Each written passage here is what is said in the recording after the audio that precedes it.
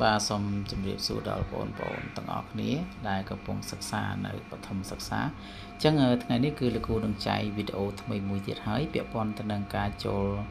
ប្រឡងប្រចាំខែ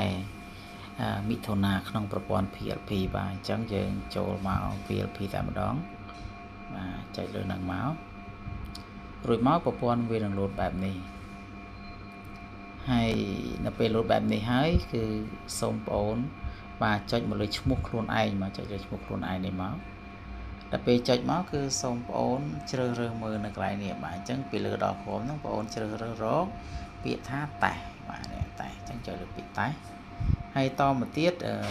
ដល់កន្លែងនេះគឺសូមបងប្អូនជ្រើសរើសមើលណាពីកន្លែងនេះគឺមានច្រើនណាស់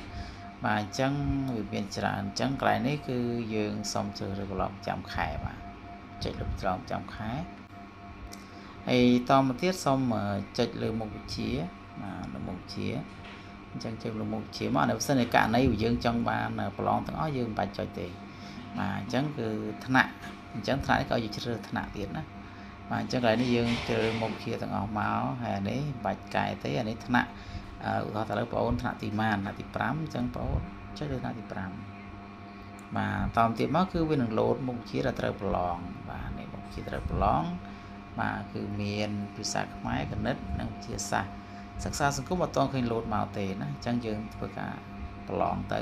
ឧទាហរណ៍តែឥឡូវយើងចង់ប្រឡងវិសាខ្មែរអញ្ចឹងចុចលើហ្នឹងមក